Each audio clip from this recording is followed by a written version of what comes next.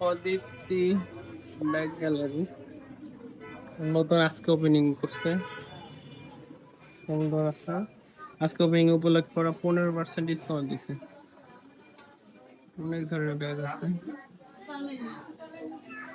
এখন ভিড় অনেক।